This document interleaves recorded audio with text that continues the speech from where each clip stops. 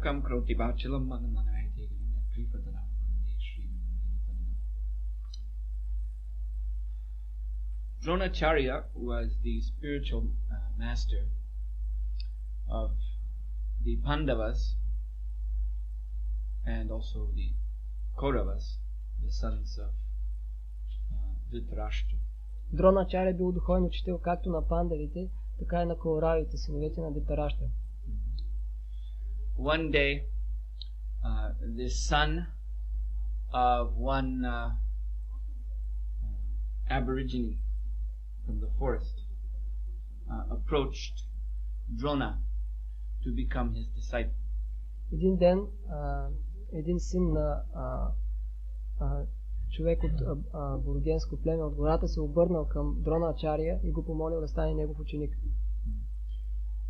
So this person's name was Ekalavya, and he was from a tribe called the Nishadas. Той се казал Екалавия и племето се наричало Нишади.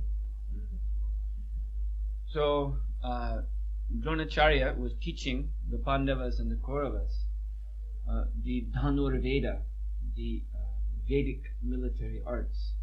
Дроначаря учил пандавите и Кауравите на Дhanurveda или изкуството за борба.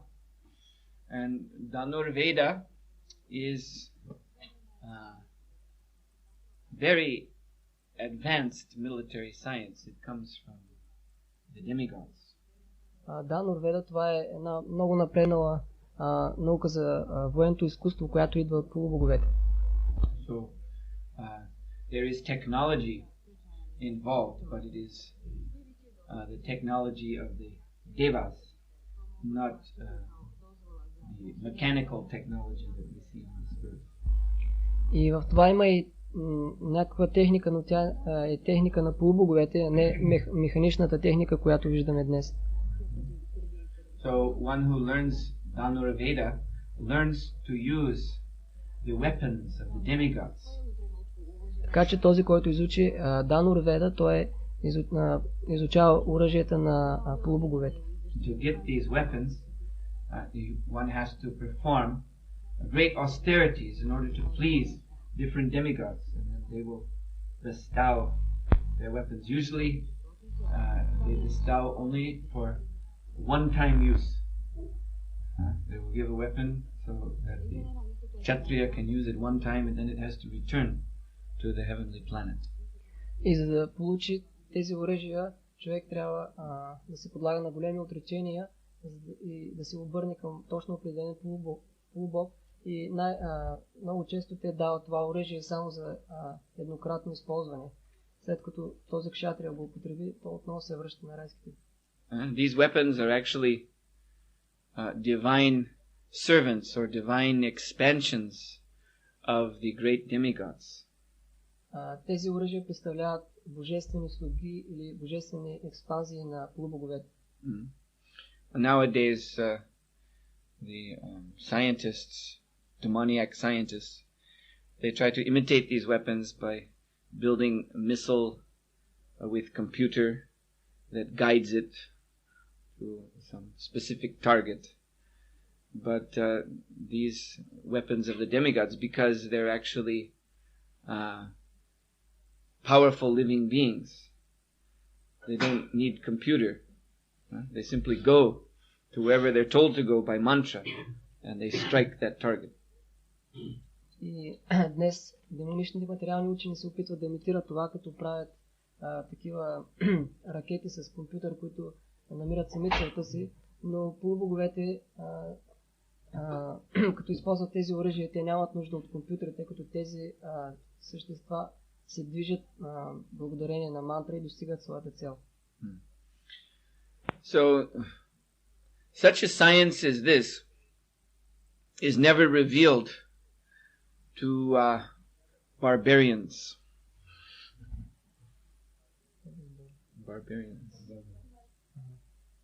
И такава наука никога не се разкрива на варварите.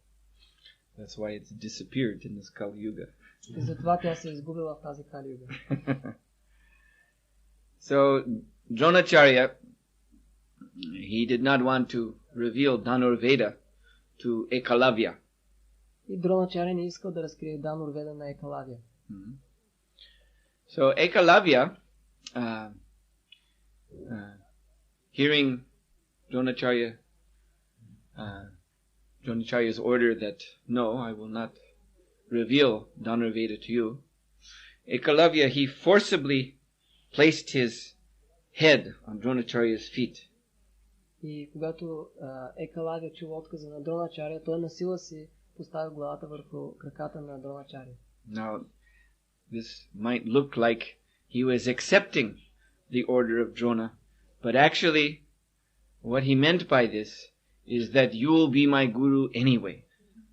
Това на пръв поглед изглежда, че той е приел желанието на Дроначаря, но всъщност това било, че той показал, ти ще бъдеш моя гуру, така или иначе. So, following the culture of the Nishadas, the forest people, Ekalavya went back to his jungle abode and he made a statue of Drona. И следвайки културата на това племе Нишади, Екалавия се върнал в гората и направил статуя на Дроначаря. And he worshipped this statue according to the jungle religion. You know, the forest people.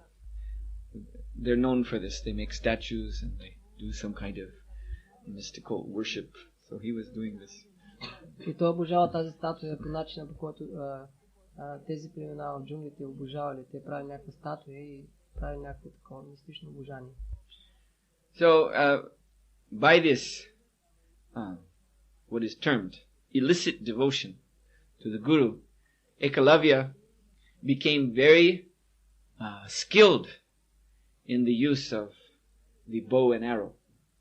И по такъв начин, чрез тази така наречена изкривена преданост към духовния учител, Екалавия станал много способен в стрелбата с лък.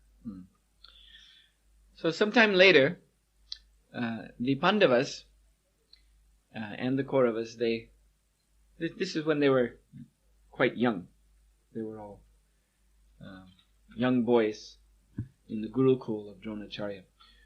So they went into the forest to do some hunting. Kshatriyas, they practiced their skill in weapons by hunting. This is their dharma. И веднъж пандавите и кауравите, по това време те били доста млади, момчета в Гурукула при Дроначаря, отишли в гората да ловуват. По този начин те практикували своето военно изкуство. So they had with them one dog, one hunting dog. И с тях имали едно куче за лов. So the dog was roaming through the forest. И кучето бягало из гората. And happened to come to the place where Ekalavya was practicing his archery. И се случило то да попаде на мястото, където Екалавия извършил своето обожание. So the dog became frightened, seeing this very tall, black barbarian all dressed up in his barbarian clothes. И това куче много се оплашил, като видял този висок черен варварен, облечен с типичните си дрехи. So the dog began to bark.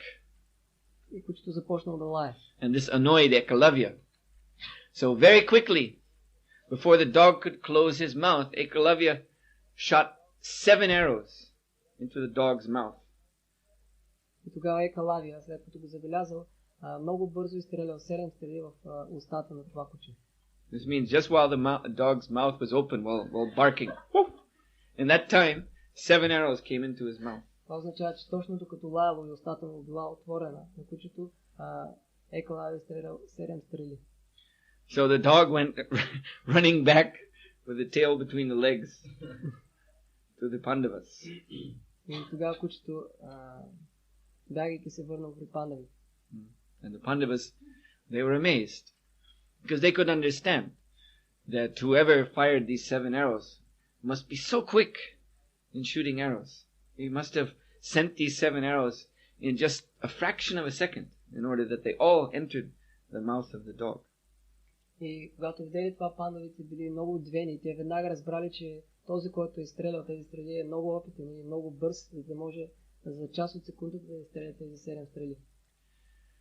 So the disciples of Dronacharya, they went into the forest and they found Ekalavya, and they saw him firing arrows with expertise that excelled all of them, even Arjuna. И тогава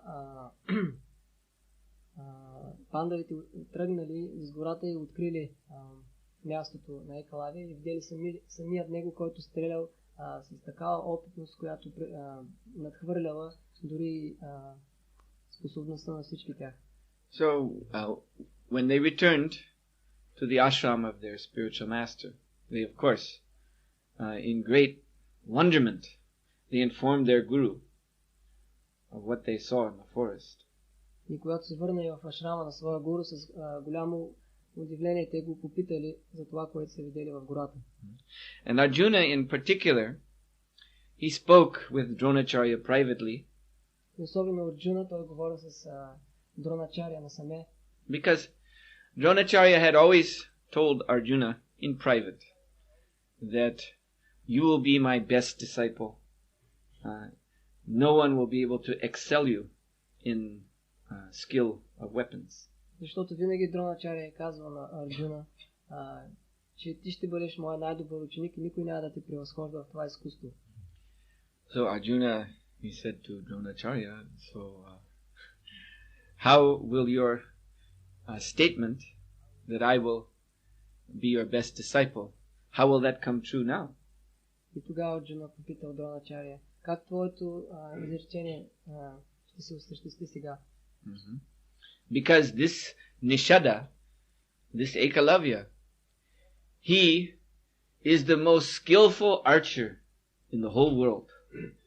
Защото този Нишада Екалавия е най-опитният в целия свят. Now, we should consider why Arjuna said this. It was not that Arjuna was envious of Ekalavya. И не трябва да мислим, че Арджуна е казал това само защото е завиждал на Екалавия. It's not that Arjuna could not stand that there would be someone who's more expert than him in archery. Не е така, че Арджуна не може да понася да има някой, който да е по-способен от него в това изкуство. But Arjuna was concerned that his spiritual master had said something and it must not be proven false. Но Арджуна бил загрижен, че неговият духовен учител казал нещо и това може би няма да се осъществи, няма да бъде вярно. You understand this point? What Jonah had said? What did Jonah say? Who remembers? Yeah? Yeah, Arjuna would be his best disciple. So Arjuna was not thinking about himself. He was thinking about his spiritual master. My Guru Maharaj has said this. And now this Nirshada, by illicit means, not being formally accepted by Drona, but by some, you can say, backdoor bhakti, he was becoming the best archer in the world. И Арджуна не бил загрижен за себе си, а бил загрижен за своя духовен учител, защото този Екалавия по един нечестен начин, като чрез бхакти през задната врата, той успял да стане най-добрия в целия свят. So Dronacharya was very concerned about this. И Дроначаря много се загрижил за това. So he told the Pandavas, told his disciples, you take me to this place of Ekalavya. И той каза на пандавите и своите ученици да го заведат до това място, където бил Екалавия. And when Ekalavya saw Dronacharya, then with great devotion, or let us say, at least it appeared to be devotion, he offered his obeisances.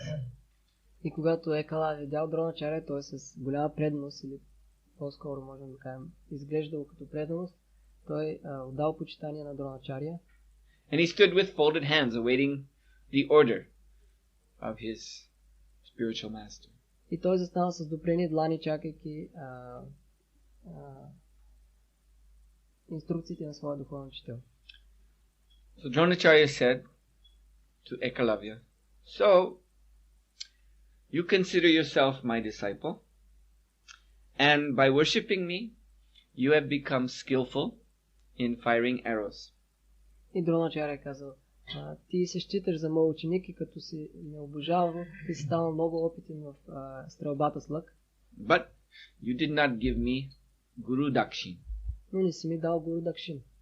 So Ekalavya said, please, just tell me what you want, and I will give to you. И Екалавя отвърна, моля те, кажи ми просто какво искаш, аз ще го дам. And Dronacharya said, give me your right thumb. И Дроначаря казал, дай ми десния си палец. So immediately, the Nishada, he took out his knife, and he cut off his right thumb and gave it to his guru. И веднага този Нишада извадил своя нож, отрязал палеца си и го дал на своя гуру. So after that, he could not fire arrows so quickly. И след това той не можел да изстрелва толкова бързо стрелици. And he was no longer able to surpass Arjuna. И повече не е могъл да надхвърли майсторството на Арджуна. Now, often you'll find people in India, those who read Mahabharata or write comment on Mahabharata, they portray Ekalavya as a very good example of devotion to Guru. И много често хората в Индия, които четат Махабарата или коментари към нея, дават Екалавия за много добър пример за преданост към духовния учител. But Srila Bhaktisiddhanta Saraswati, in a work called Upakyani Upadesh, has stated that Ekalavya exhibited a great fault. Но Шрила Бхактисиданта Сарасвати в една своя творба е казал, че Екалавия е направил голяма грешка. Ekalavya was not fundamentally following the order of his so-called guru. Екалавия не е следвал напълно за поръката на своя така наречен гуру. Because his guru, for whatever reason, because he did not want this knowledge of Dharma Veda to fall into the hands of the barbarians, and because he was testing Ekalavya, since Ekalavya was presenting himself as aspiring disciple, so spiritual master has the right to test. So anyway, for whatever reason, Dronacharya told Ekalavya, I will not reveal this knowledge to you. И по каквато и да е причина, Дроначария казал, че няма да разкрие това знание, защото той не искал да го дава на такива варвари и също така и той имал правото като духовен учител, след като ученика се обърнал към него да го подложи на някакъв тест. Но каквато и да е причината, той не искал да разкрие това знание. And Ekalavya did not accept this instruction. Но Екалавия не приел тази инструкция. He decided to cheat. Той решил да мами. Why? Because he wanted to become great. He wanted to become greater than the exalted Vaishnava, Arjuna. Защо? Защото той искал да стане велик. По-велик от Арджуна. But he himself, Ekalavya, was not a Vaishnava. Но самият Екалавия не бил Вайшнава. In fact, later on, Ekalavya was killed by Lord Krishna himself, and he attained impersonal Brahman realization. Също по-късно Екалавия бил убит от самия Кришна и постигнал безличностно освобождение. So who can say what kind of living entities get killed by Krishna and attain impersonal liberation? Yes? The demons. So Ekalavya was actually classified as a demon. И всъщност Екалави е бил демон. Who dressed himself up, well, I'm speaking figuratively. He was dressed up like a savage, but I mean to say he was trying to disguise himself as a disciple of a Vedic spiritual master. He was... Той се обличал като дивак и искал да научи това ведическо знание. But actually his guru bhakti was all a pretense. You know this word, pretense?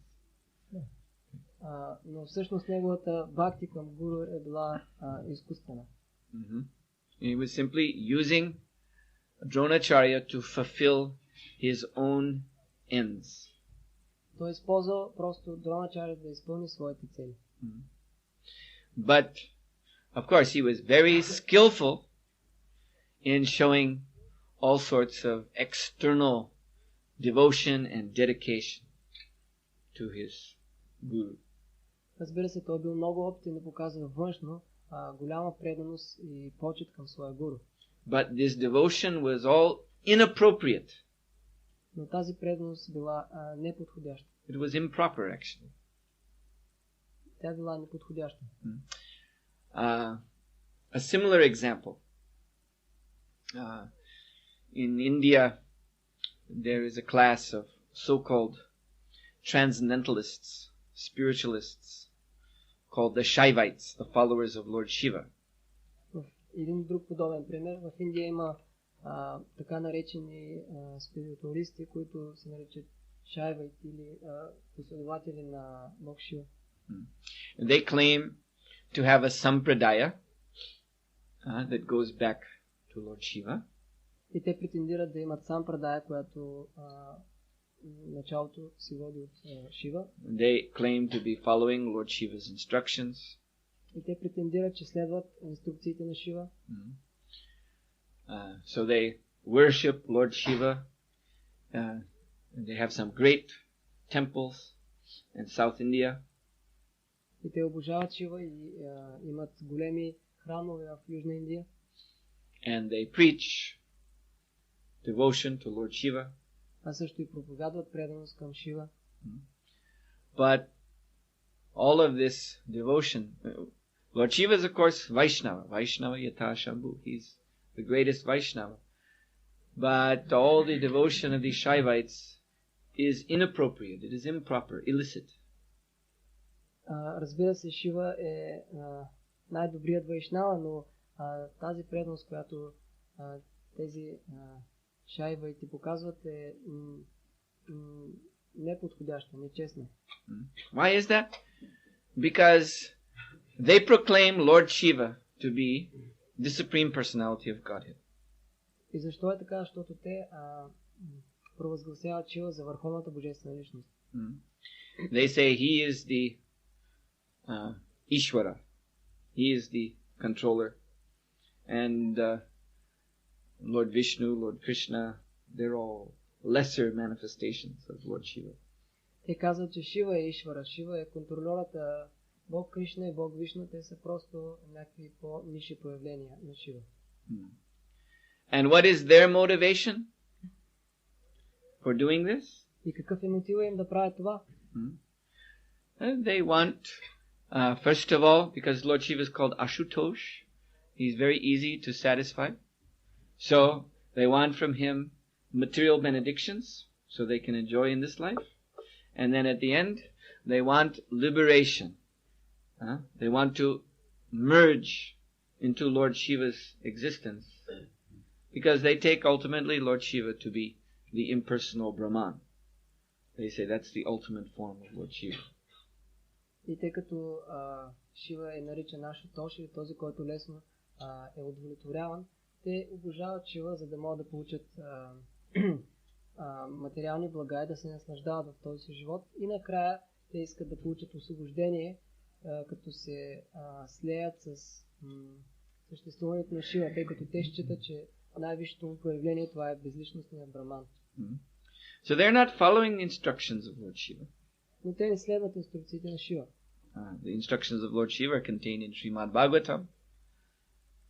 инструкциите на Шива са дадени в Шримад Бхагаватам. There's a chapter called Chanting the Song sung by Lord Shiva, and you'll find this is a very nice praise of Lord Vishnu as the Supreme Personality of Godhead. И в тази глава, където се възпява една песен на Шива, ще намерим много прекрасни стихове, с които Шива възпява Бог Вишну. So they're so devoted to Lord Shiva that they offend him. Те са толкова отдадени на Шива, че го оскърбяват. You see?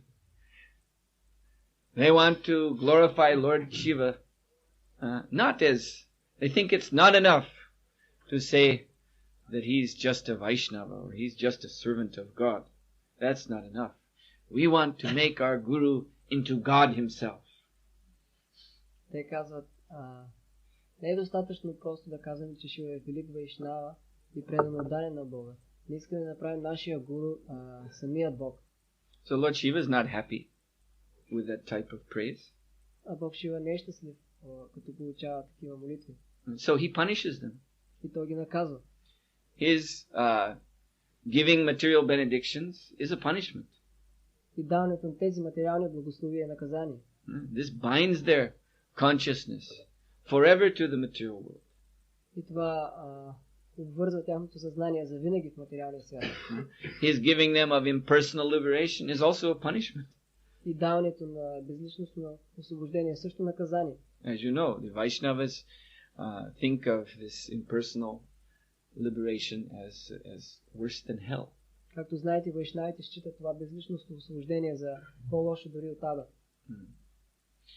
Another example of this false devotion to Guru is seen in one of the Apasampradayas, one of the deviated branches of Lord Chaitanya's movement.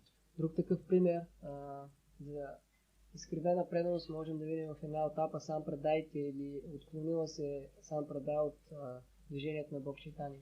This group is called Kartabhaja. Те се наричат Картабаджа. So, Bhaja, as you know, means worship. Karta is actually a name for God, for Krishna. But in a kind of slang sense, Karta means the boss. Както знаете, Баджа означава обожавам, а Карта това всъщност е име на Кришна, но той е някакси като жаргон означава, че той е господаря. So in this Apasampradaya, the Guru is the boss. И в тази Апасампрадая духовният учител е господаря. The Guru is God. Духовният учител е Бога. So the Kartabhajas, they're so devoted to their Guru that they only worship his picture, his form in their temples. И тези Картабаджа са толкова отдадени на своя гуру, че те обожават единствено неговата снимка в храмовете си. In the Kartabhaja temple, you'll never see the deity of Sri Sri Gaurnitai or Radha and Krishna. You only see a picture of their Guru, long beard. И в техните храмове никога няма да видите мурти на Шиши, Горнитай или Рада и Кришна, ще видите само снимки на техния гуру с дълга брада. And the Kartabhajas, they do kirtan, they chant Krishna's name, but that's because the name Krishna is the name of the Guru.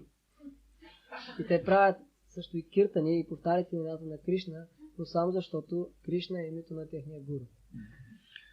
And the Kartabhajas don't read Vedic scriptures. They just listen to what their Guru says. Whatever he says, that's Veda.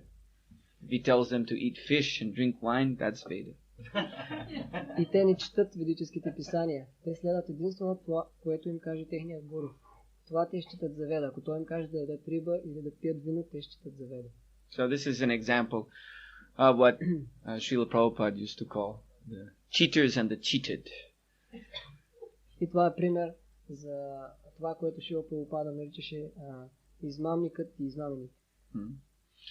The world is full of cheaters and cheated. This means people have the cheating propensity in their heart. So they become disciples, cheating disciples, but they also get cheated because Krishna sends them a cheating guru. So in this way they're very happy together. Cheating disciple and a cheating guru. Cheating religion.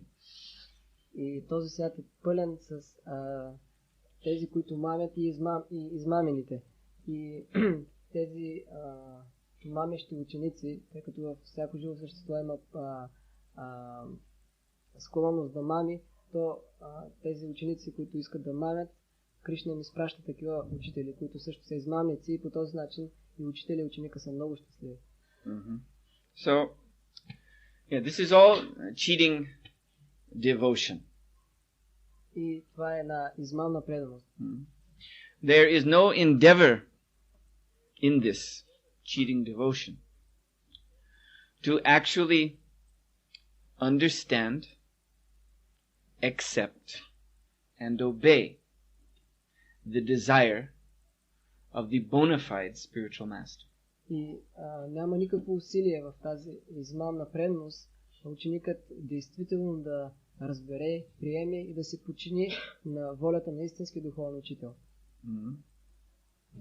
Srila Prabhupada writes in this purport, there is no necessity of approaching a spiritual master unless one is in need of solving the problems of life. One who does not know how to put questions before the spiritual master has no business seeing him.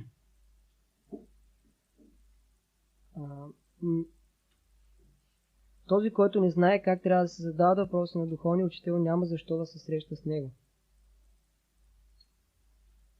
Two sentences I read. Но ако не чувства необходимост да разреши проблемите в живота си, няма защо да търси духовен учител. Този, който не знае как трябва да се задават въпроси на духовния учител, няма защо да се среща с него. So one puts questions to the spiritual master to learn what the spiritual master wants of me.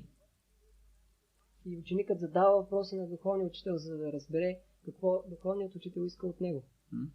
And by learning this and accepting it and obeying the spiritual master, then the disciple solves all the problems of his life, the problem of material existence.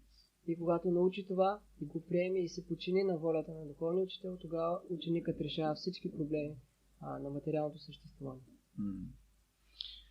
So this, one does not approach the spiritual master as a means for realizing his own material desires. Човек не се обръща към духовния учител, за да разбере значението на своите материални желания. One does not approach the spiritual master to become great. Човек не се обръща към духовния си учител, за да стане велик. That here is a great spiritual master. He is famous. Ето един велик духовен учител, той е много прочут. So let me somehow or other, like Ekalavya did, let me force my head on his feet in front of everyone, so everyone will see I am also his disciple. И нека, както Екалавя направил, нека аз на сила да си поставя главата върху неговите крака и всички да видят, че аз съм негов ученик.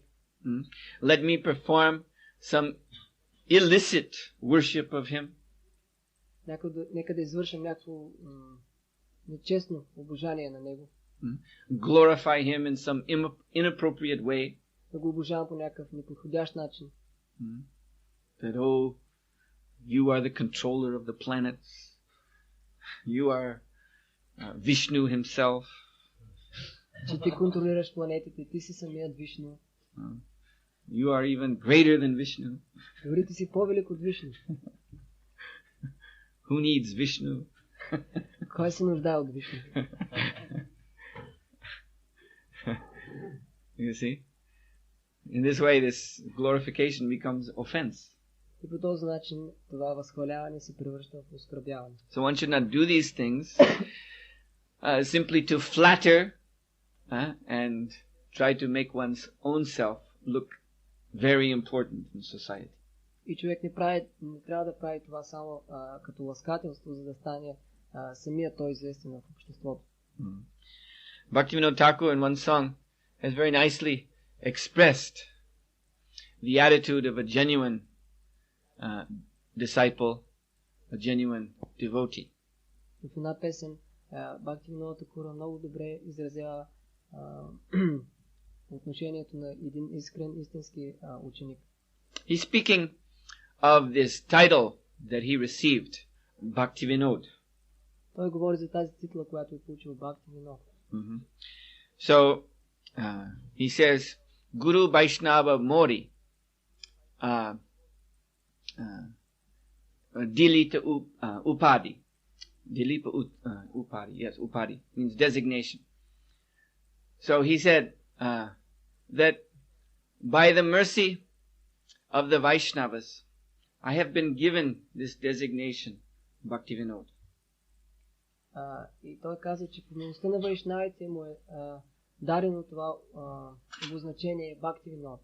But Bhaktihine, he said, I have no bhakti, I have no devotion. Но Бхактихине, аз нямам бхакти, нямам преданост. So, Upadi, Hoibe, Abhyadi, he says. Therefore this designation, Bhaktivinoda, it has become very painful to me. И затова той казва, тази титла Бхактивинода е много болезнена за мен. I'm not really Bhaktivinoda, I'm not really endowed with devotion. So I feel very embarrassed when people address me by this title. И аз не съм Бхактивинода, аз нямам такава преданост и се чувствам много объркан, когато хората се обърнат към мен по такъв начин. He says, I don't want that this title become a cause of spiritual disease. Не искам тази титла да е причината за духовна болест. So to check the spread of this disease, I am taking shelter at the lotus feet of my spiritual master and of all the Vaishnava devotees of the Lord. И за да разпра развитието на тази болест, аз приемам подслон в лотосите крака на моя духовен учител и на всички вайшнави. So this is the proper attitude. A disciple sees himself, or devotee, disciple, sees himself as being spiritually diseased. И това е подходящото настроение. Ученикът да се счита за духовно болен.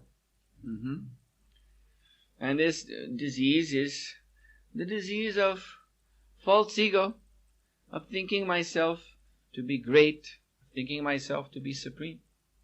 That's the original disease. Това е болестта на фалшивото его. Да се мислим за велики, да се мислим за върховния. Това е изначалната болест. So the cure for this disease is to keep oneself fixed at the lotus feet of Sri Guru and the Vaishnavas.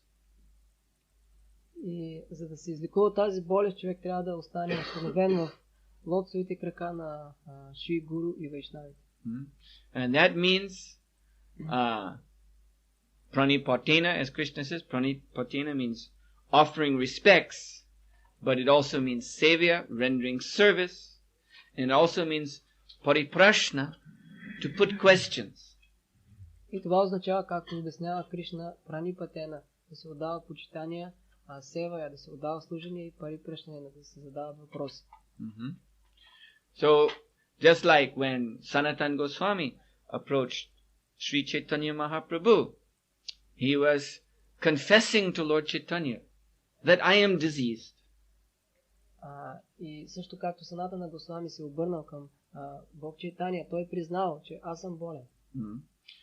That people say that I'm a learned man, I'm a great pundit. Хората казват, че съм учен човек, голям пандит.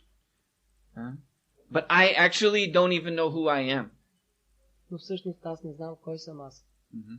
And what he meant by that is that I don't know that I am the servant of Krishna. I don't know that I am not this body. И това, което има предвид е, че той не знае, че е слуга на Кришна и че той не е това тяло. But I am so foolish, I am so diseased, that I believe these people who say, I am very learned. Но аз съм толкова глупав и толкова болен, че аз вярвам на тези хора, които казват, че съм учен. This is my illusion. И това е моята илюзия. So, then he began to place very humbly questions at the lotus feet of Sri Chaitanya Mahaprabhu with the view to curing this disease of illusion. И след това той започна много смирено да задава въпроси в лотосовите крака на Шри Чайтания Махапрабху с цел да се излекува от това заболяване. So that he would become established in service to the lotus feet of the Lord and the Lord's devotees. За да може да се установи в служението на лотосовите крака на Бога и неговите предано отдадени. Here we see in this morning's verse that Sri Shukadev Goswami is very eager to answer the questions placed before him by his disciple Maharaj Parikshit. И в днешния стих ние виждаме, че Шри Шукадева Госвами има силно желание да отговори на въпросите, зададени му от Махараджа Парикшит. This is the actual mercy of the spiritual master. Това е всъщност действителната милост на духовния учител. To answer the sincere questions of his disciple in this way, dispel ignorance from the heart. Да отговаря на искрените въпроси на своя ученик и по този начин да отстранява невежеството от сърцето му. And as Srila Prabhupada mentions here, not only that, but the spiritual master's answering the questions put by disciple is the way of salvation for the guru himself. Но не само това, както споменава тук Шрила Прабхупада, отговорът на въпросите на ученика е причината за спасението на самия гуру. So in this relationship, disciple and spiritual master go back to Godhead. И благодарение тези взаимоотношения и духовният учител и ученика се връщат обратно при Бога. Actually, disciple, by placing proper questions before the guru and by accepting, as I said, understanding, accepting, and obeying the answers, good disciple can actually save his spiritual master.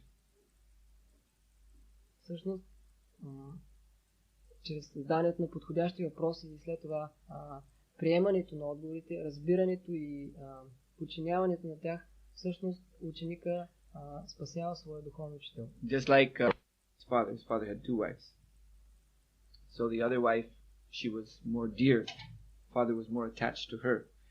So she said, "You cannot sit on your father's lap because your mother is not so much liked by your father. So only my son should sit on his lap. You should get off." So he was very heartbroken to hear these words. So he went to his mother Suniti. Също като Махараджа Друва, когато бил малък, той веднъж седнал в скута на своя баща, но неговия баща имал две жени, от която едната му била по-скъпа и тя всъщност била мащиха на това момче Друва и тя казала, ти не можеш да сядаш в скута на твоя баща, защото всъщност твоята майка не му е толкова скъпа. И от това Друва Махараджа бил много неговото сърце било много разстроено. И той се обърна към своята майка. And Dhruva Maharaj said to his mother, "I want to inherit the kingdom of my father, but how can I do this when the son of the other queen is the special favorite of father?" И той казал, аз искам да наследя царството на баща си, но как мога да направя това след като синът на другата съпруга на баща ми се ползва с по-голямата благосклонност на баща ми. And his mother, Suniti Devi, replied, well, in this world I don't see any hope of this happening, except if you can get the mercy of the Supreme Lord Himself. Only He can help. Suniti Devi. И неговата майка Сунити Деви му отвърна: в този свят не виждам никаква надежда това да се осъществи, освен ако не ти помогне върховната божествена личност. So Dhruva Maharaj, he was only 5 years old. He took these words very seriously. And then he asked his mother, where can I find the Supreme Lord? И Dhruva Махарадж, който тогава бил на 5 години, приел тези думи на майка си много сериозно и е попитал: къде мога да открия върховната божествена личност? And she said, great sages go into the forest and they find him there. Тя отвърнала: великите мъдреци отиват в гората и го намират там. So Dhruva Maharaj accepted these instructions of his mother on his head, and he went into the forest and he began to perform austerities in his own way. And Narada Muni, who is eternally liberated incarnation of Bhakti avatar, he took compassion upon the young boy. И приемайки инструкциите на своята майка, Dhruva Махарадж отишъл в гората и започна да се подлага на отречения по свой начин. И тогава Нарада Муни, който е вечната инкарнация на Бога, като Бхакти аватара, той изпитал състрадание към това момче. So Narada Muni became the initiating and instructing spiritual master of Dhruva Maharaj.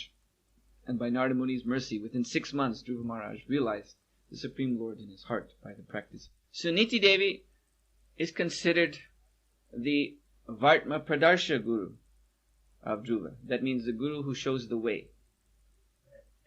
Сунити Деви се счита за Vartma Pradarsha. Вартма Прадарша Гуру, или този, който посочва пътя. She didn't give Dhruva Maharaj detailed instructions how to realize the Lord in his heart. She didn't initiate him, but she pointed the way by which he could find shelter under Narada Muni. Тя не му дава конкретни инструкции как да реализира Бога, нито пък тя му дава посещение, но тя му показала пътя, по който той да приеме убежище при Нарада. So,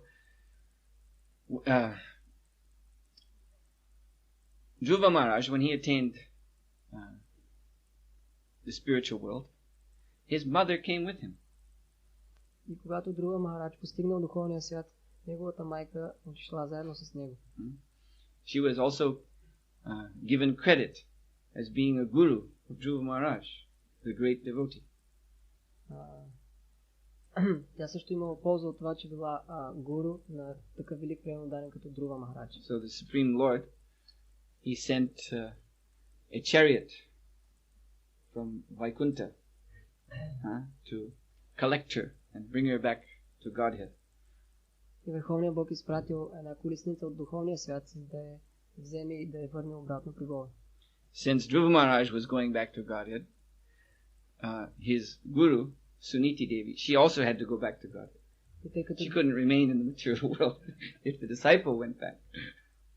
И тъй като Dhruva Махарадж се върнал в духовния свят, неговият гуру или майка му, тя не можела да остане там. So,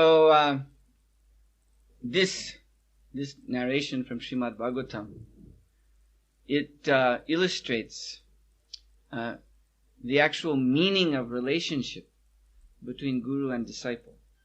И този разказ от Шримад Бхагаватам илюстрира действителната връзка между духовния учител и ученика.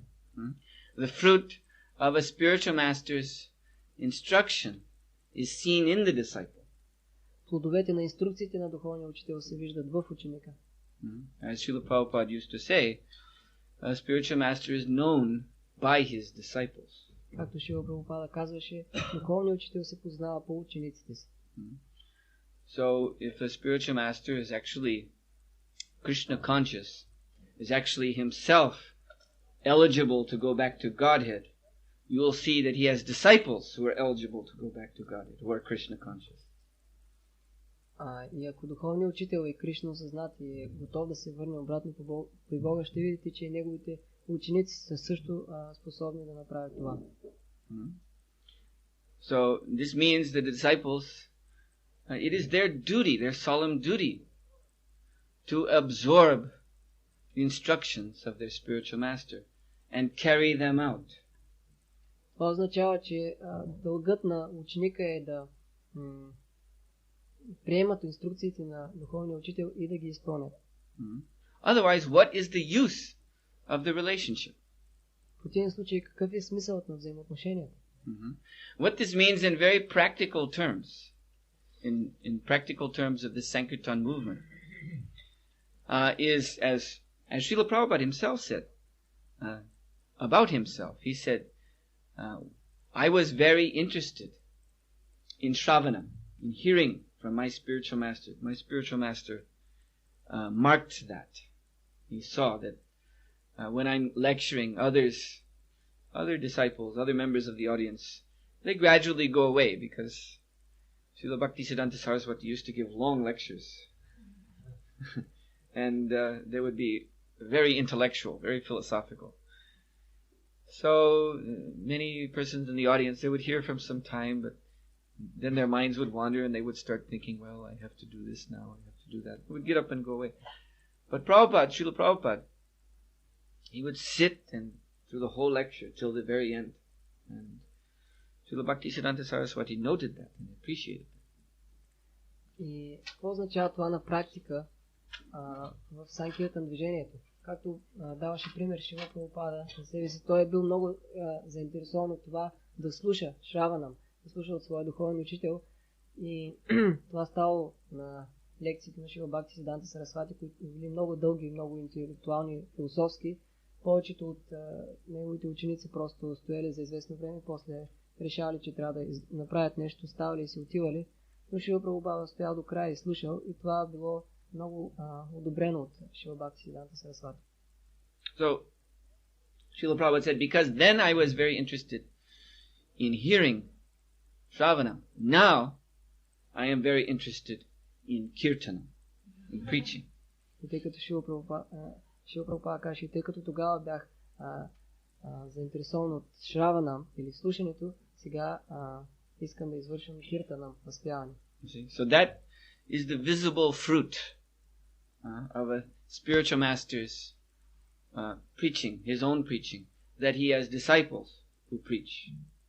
И това е явният плод от проповядването на духовния учител, че той има ученици, които също проповядват.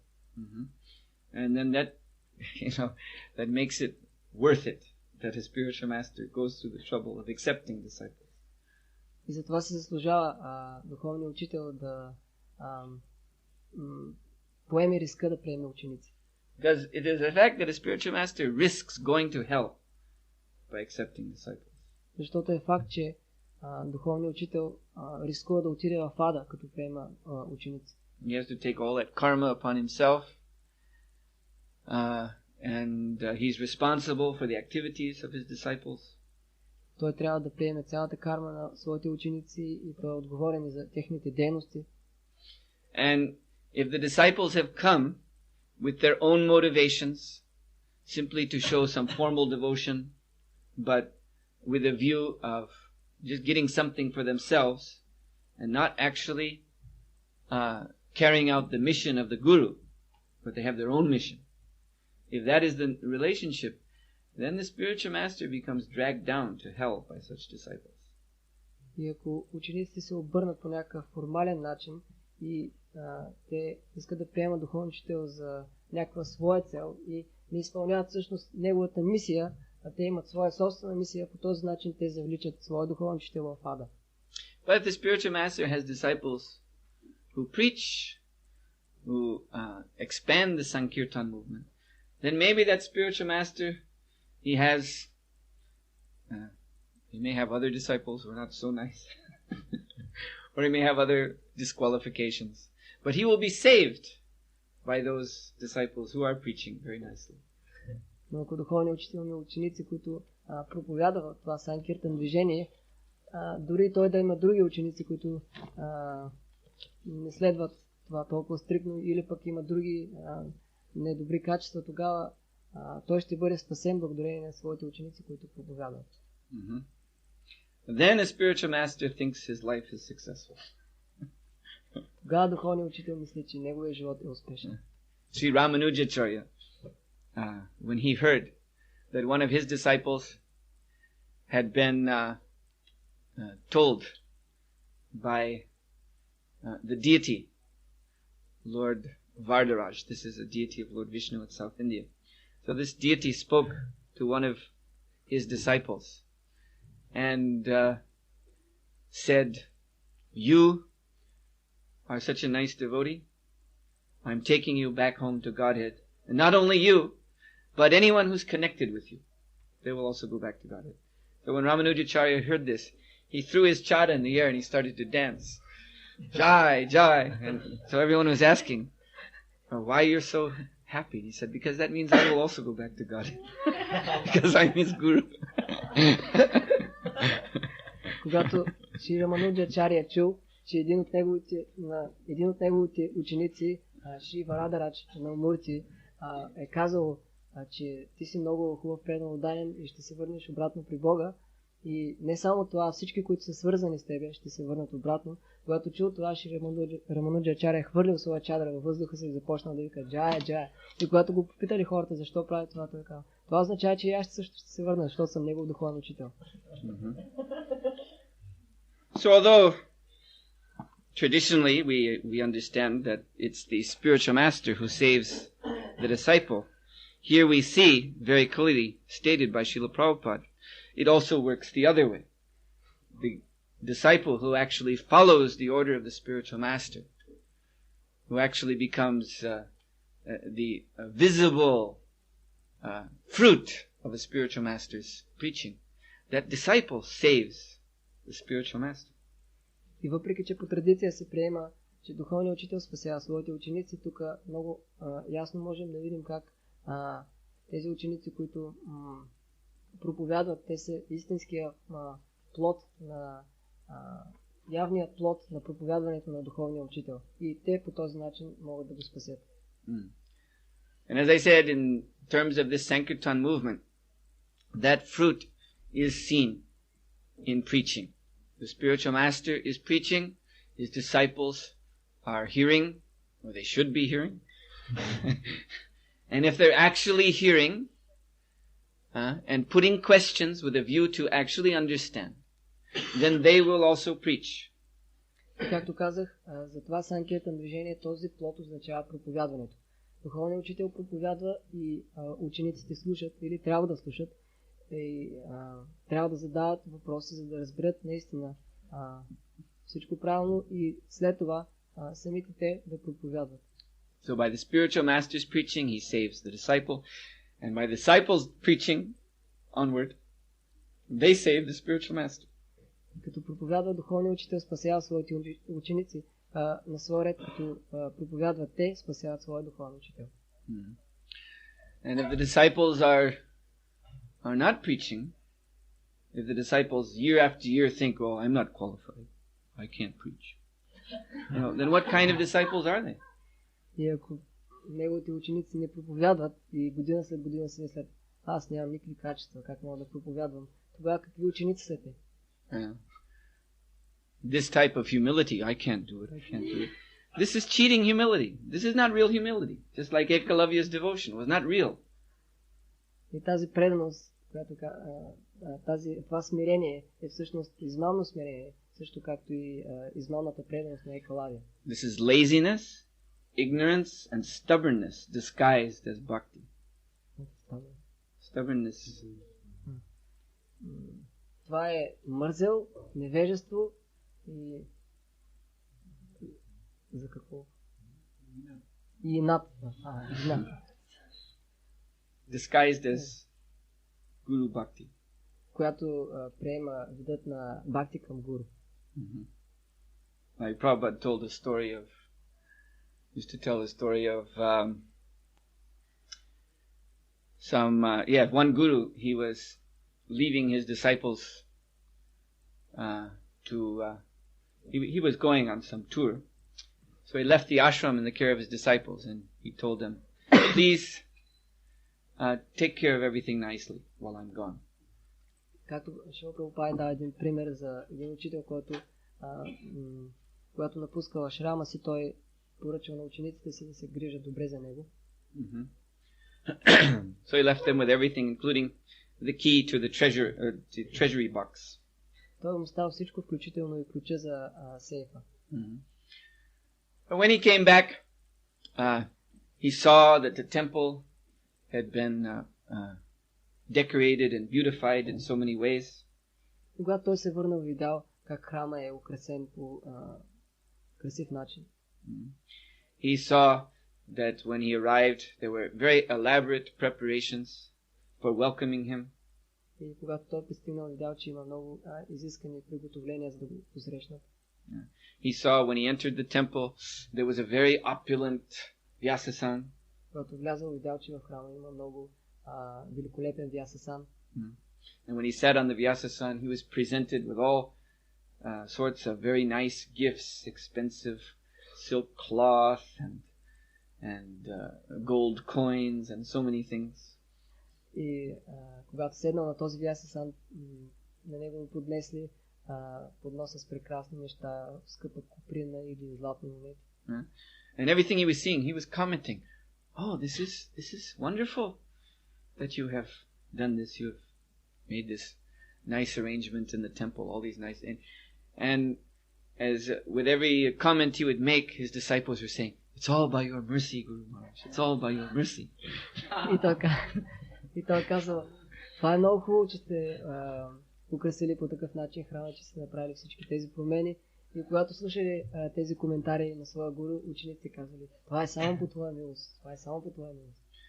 So then when he went into the office and looked in the treasury box, he saw it was empty. Когато той влязал в офиса и отворил сейфа, видял, че е празен. And he said, what happened to our savings, our ashram savings? Какво стана с спестяванията на нашия храм? And his disciples said, well, that was your mercy, Guru Maharaj. By your mercy, we did all these things. Това беше твоята милост, Гуру Махарадж. По твоята милост направихме всички тези неща. So you see, this is, again, cheating devotion. Това е също отново тази измамна преданост. Disciples are not supposed to live at the expense of their spiritual master. Не се очаква учениците да живеят за сметка на духовния си учител. That's not the mercy of the spiritual master. Това не е милостта на духовния учител. That we move into an ashram and we get a nice, place to sleep, and we get some nice prasad to eat. Това не е милостта да отидем в ашрама и да намерим добро място за спане и хубав прасад за ядене. And in this way we escape from all sorts of material responsibilities outside. И по този начин да избегнем различни материални отговорности отвън. And we live some very nice, peaceful, secluded life. И ние живеем много хубав, спокоен, отделен живот. Living off the mercy of our guru. Живейки на милостта на духовния си учител. He has to preach. He has to bring in the Lakshmi. Той трябва да проповядва и да носи лакшми. He has to manage our lives for us nicely, so that we go on enjoying. Той трябва да урежда нашия живот така, за да можем да се наслаждаваме. But actually the disciples are meant to work for the mission of the spiritual master. Но всъщност учениците са тези, които трябва да работят за мисията на своя духовен учител. They're supposed to sacrifice everything for the Guru Parampara. Предполага се, че те трябва да пожертват всичко за Гуру Парампара. And thus they get the blessings of the Guru, their own spiritual master, and his spiritual master, all the way back to Krishna. И така те получават благословите на своя духовен учител и по цялата парампара обратно до самия Кришна. And that blessing is that they are empowered to actually do something for Lord Chaitanya's Sankirtan movement.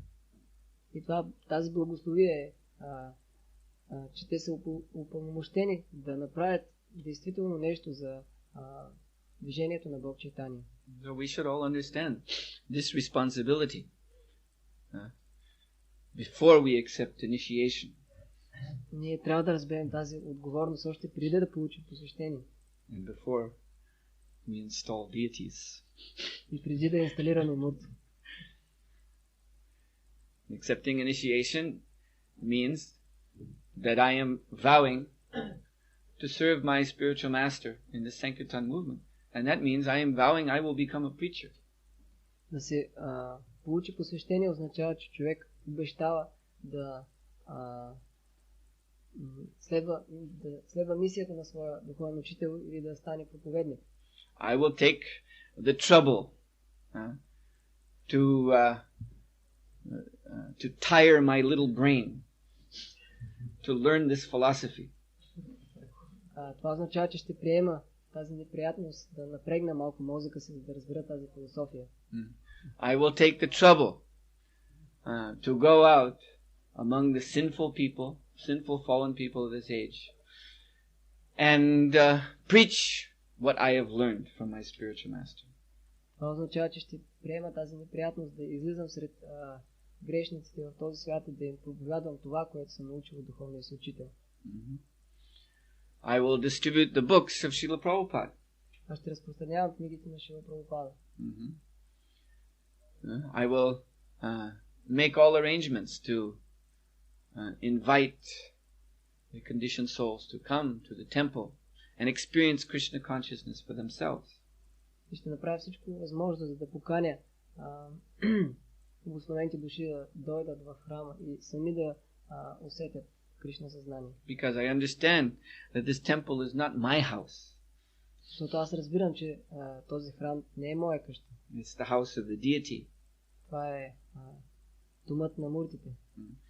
And it is the place of my spiritual master's missionary activities. И това е място на дейностите за мисията на моя духовен учител. And here I am simply the servant of Guru and the deity. И тук аз съм просто слуга на моя духовен учител и на муртите. So this is a real disciple. Това е истински ученик. So I'll stop here. Are there any questions? Yes?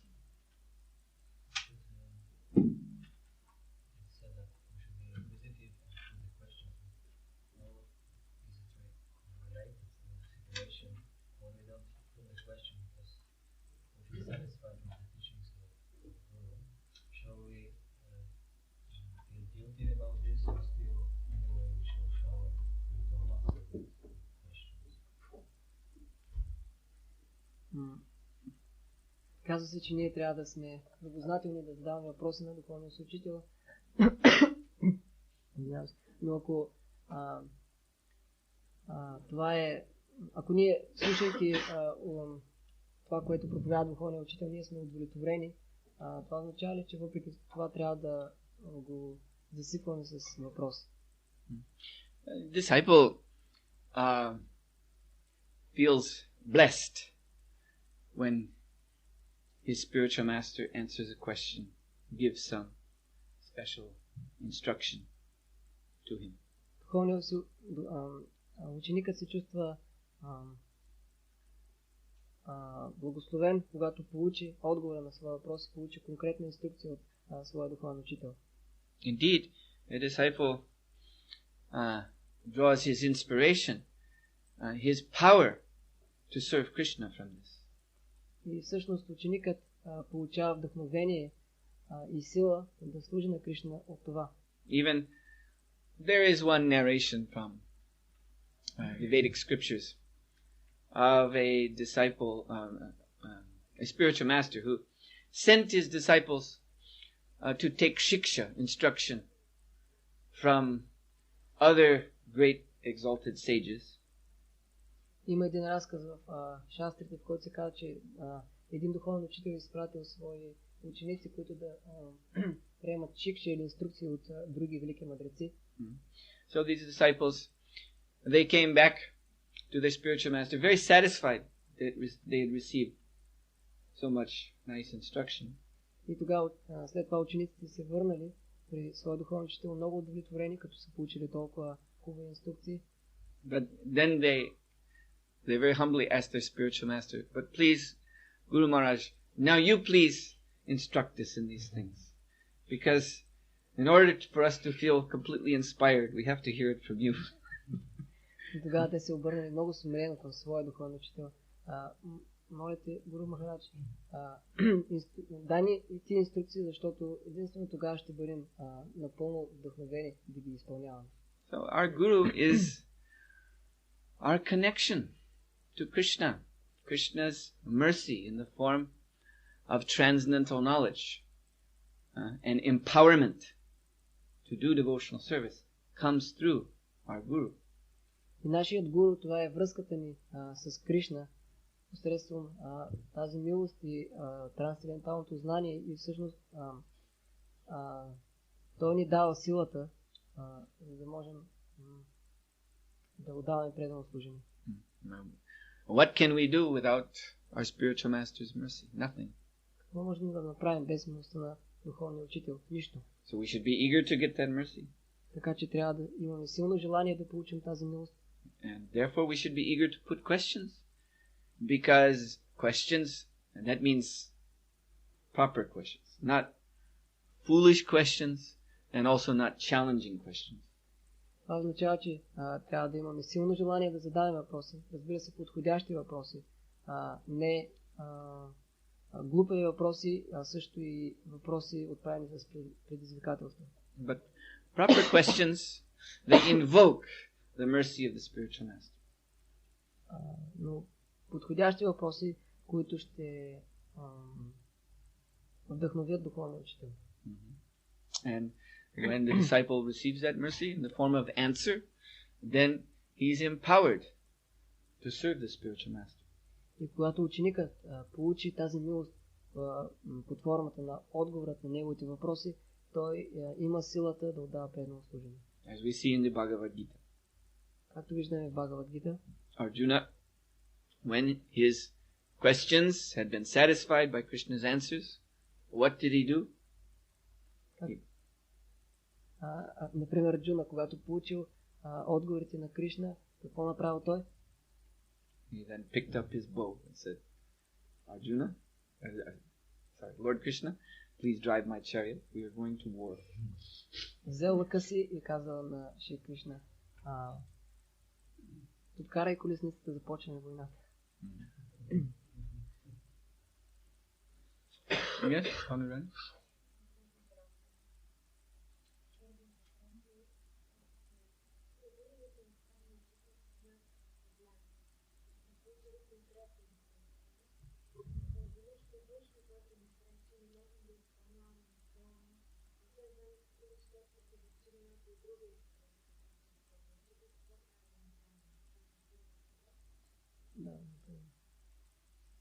There are two questions. First, if we approach spiritual master with some problem, and he gives a special instruction, but if due to some external reason,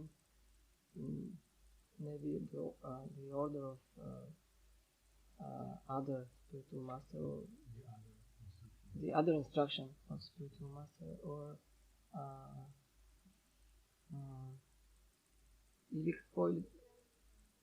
and what shall we do then? One thing is you should ask questions that your spiritual master can understand. This one I don't even understand. Едното нещо е, че трябва да задавате въпроси, които да разбере духовния учител. Аз този не мога да разбера. Може би аз не съм го превел. Аз също не съм го разбрал.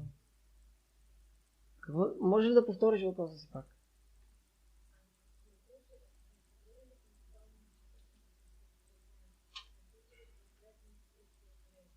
Да.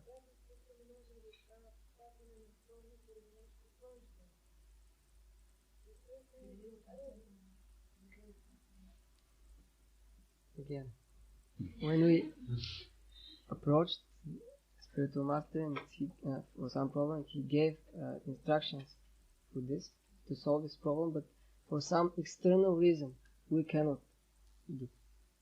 Okay.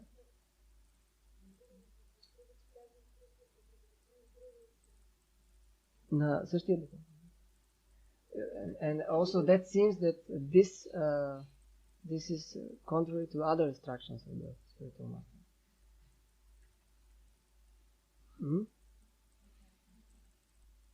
What shall we do?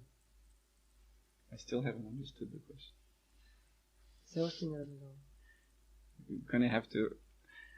Anyway, this you see, she's trying to ask what sounds to me to be a very specific question, but put it in very general language, and it just doesn't work. Това ми изглежда като някакъв много специфичен въпрос, но зададен по такъв обикновен начин и просто не може да стане. Може да се случи. What you seem to be indicating is some very exceptional situation. I don't understand what the situation is, but this much I can follow, that it sounds very exceptional. Something that doesn't happen, is not seen very often. Това ми звучи като някаква особена ситуация, някаква изключителна ситуация, която може да се случва много рядко. So it's better to ask such a question in the specific terms. In other words, it sounds like it's a very specific question about a specific case, specific circumstance. So it should be asked in that way. And if you're a little shy because it's in public, then you should ask this question in private, rather than try to make the question acceptable to the public by generalizing it in such a way that no one can figure out what you mean. Това означава, че такъв вид въпроси, които се отнасят до някаква особена ситуация, трябва да се задават по такъв начин, по специфичен начин, с точно конкретни неща. Какво си имам предвид? Ако това няма да звучи добре сред аудиторията, тогава по-добре да се зададат насаме, за да могат да бъдат разбрани, а не да се опитваме да ги обобщим по някакъв начин, да звучат добре, но никой да не може да разбере какво се има предвид. I was under the impression, I don't know if it's right or wrong, that the Shiksha Guru and the Diksha Guru are the same level. Then from this, you're telling me now that the disciples going to different Diksha Gurus and coming back to their Guru and then coming to him. Can it be so? Okay. Остана с впечатлението, че Шикша Гуру и Дикша Гуру са на едно ниво, а също и споменахте за тези ученици, които отишли при друг Шикша Гуру, а после се върнали при своя духовен учител и го попитали. Може да обсъди това. In our disciplic succession, Gaudiya Vaishnava Sampradaya, Guru means, when we say Guru, when we take initiation from, he is both Diksha and Shiksha, Guru, both initiating and instructing spiritual master.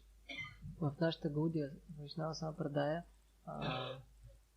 Дикша Гуру, този, който дава посвещение, също и Шикша Гуру, или който дава инструкции. In the Hindu religion, you see, you have something called Kula Guru, family Guru, who only gives Diksha, initiation. Like in Christianity also, they get confirmation, you know this term, confirmation. Yeah. When you reach about 12 years old, there's some ceremony, confirmation. So in Hinduism also, there are gurus who just do that. They just give initiation to the children of families in their village when the children reach 12 years old. And that's it, you see. There's no instruction. So this is not proper. This you will not see in this Gaudiya Vaishnava Sampradaya. И в индуската традиция може да видите някой гуру да дава посещения, в някой село да дава посещения на ученици, когато достигнат определена възраст и повече да няма връзка с тях, да няма никакви инструкции, както това е при християнството, при определена възраст се извършва тази церемония на покръстването. Но това не е това не е подходящо или това не е в нашата Гаудия Вайшнава сампрадая. And yet, within our sampradaya, there is a distinction between Shiksha Guru and Diksha Guru at the same time. И също време в нашата сампрадая има разграничаване между Шикша и Дикша Гуру. In that, it's very simple. It's a very simple point. In that you can have only one Diksha Guru. Това означава, че човек може да има само един Дикша Гуру. He also gives Shiksha, of course. He gives the main Shiksha. Разбира се, той също дава Шикша или инструкции. In fact, Jiva Goswami, he defines the word Diksha, which means initiation, but he gives a special definition. That Diksha means transmission of transcendental knowledge. Всъщност, Джива Госвами дава такова определение на думата Дикша, което освен, че означава посещение, означава и предаване на трансцендентално знание. So, when we say in this sampradaya, Diksha Guru, it doesn't mean a guru who is not giving shiksha. It means the guru who initiates you, and from him you receive transcendental knowledge. So you have only one Diksha Guru, only one initiating guru. Това означава, че в нашата сампрадая този духовен учител, който е Дикша Гуру, е само един и той дава също и Дикша. Това означава посвещение, а също и предаване на трансцендентално знание.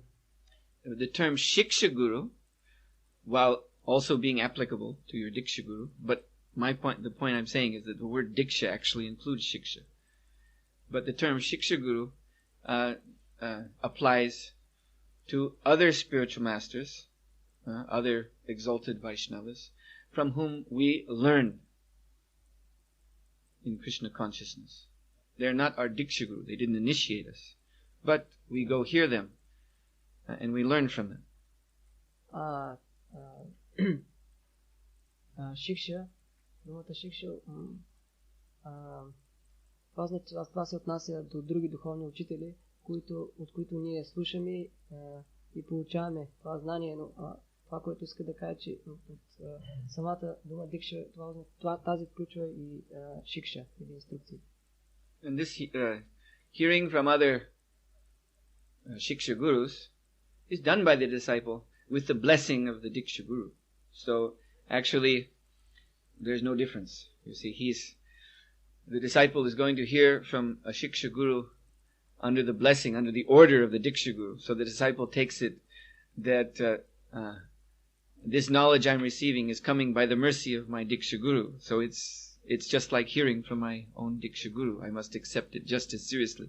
It's a great offense for a disciple of one spiritual master hearing from another spiritual master to make some differentiation, to think, well, he's not my initiating guru, so I don't have to accept this so seriously. Then you shouldn't go hear his class. You shouldn't go receive instructions if that's the way you think, because you're going to get into a lot of trouble by this attitude. Because Chaitanya Charitamrita says you should never see a difference in the spiritual potency between Shiksha and Diksha Guru. И когато ученикът отива при някой друг духовен учител да получи Шикша инструкции, това става единствено по милостта на неговия Дикша Гуру. Или той трябва да счита, че това, което слуша от другия духовен учител, от Шикша Гуру, това е всъщност знанието, което достига до него по милостта на неговия Дикша Гуру, този, който дава посещение. Не трябва да се мисли, че той е друг духовен учител, той не ми е дал посещение, така че не мога да науча нищо от него, значи няма смисъл да ходя на неговите лекции. Тогава ние ще изпаднем в голяма неприятност. Защото в Чайтания Чаритамрита се казва, че не трябва да се прави разлика между духовната сила между Шикша и Дикша.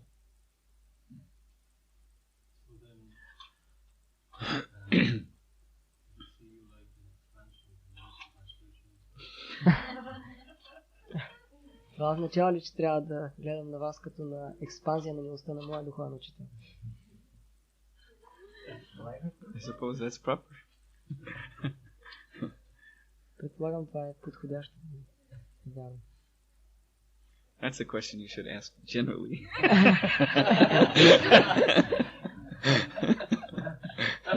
Yes.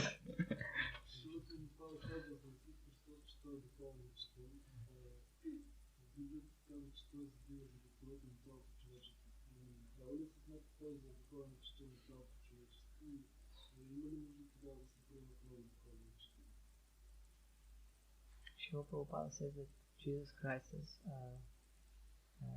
the spiritual master, and also he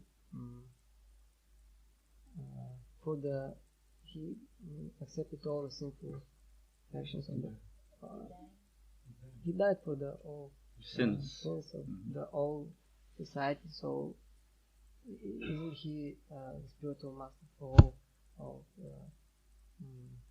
humanity? And also, what should we accept other spiritual masters? Why should we accept other spiritual masters? As I was trying to explain in my lecture, the whole subject of the lecture is what constitutes a genuine relationship with a spiritual master. Както обяснявах в лекцията, какво означава истинска връзка с духовния учител? And as I said, the essence is to receive knowledge from the guru and to act, to realize that knowledge through one's activities of service to the guru.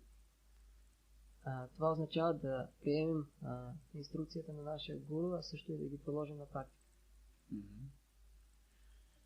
So, a relationship just based on external formality, just to proclaim, I am a disciple of this or that guru, this is not a genuine relationship. И отношения или връзка, които са само формални, или само да се твърди, че аз съм ученик на този или този гуру, това не е истинско взаимоотношение. Jesus Christ is certainly spiritual master. Разбира се, Исус Христос е духовен учител. Jesus Christ, being powerful, he can take away the sins of those who take shelter of him. И тъй като той е могъщ, той може да приеме греховете на тези, които приемат подслон при него. But to actually be a disciple of Jesus Christ, as Jesus Christ himself says in the New Testament, that those who love me, they will follow me. Но действително, за да бъдем ученици на Исус Христос, както самия той казва в Новия Завет, тези, които ме обичат, ще ме следват. So follow means to follow the instructions. А да се следва означава да се следват инструкции. Now, are Christians following the instructions of Jesus Christ? Do you think that they are? И днешните християни следват ли инструкциите на Исус Христос? Мислиш ли, че го правят? Very little. So, then they're not real disciples. Това означава, че те не са истински ученици. Jesus Christ is very powerful and very merciful. So they come to him.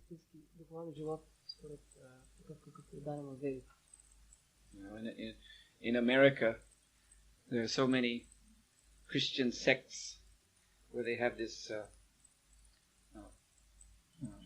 what they call born-again Christianity. And they have some public baptism. Very often it's in a swimming pool. and the pastor, the preacher, he brings all the people in and pushes them under the water and says, do you accept Jesus? And they say, yes. And then now you are saved. Now you are free of sins. And after the whole thing is over, they all go out together to have hamburgers. So what is this?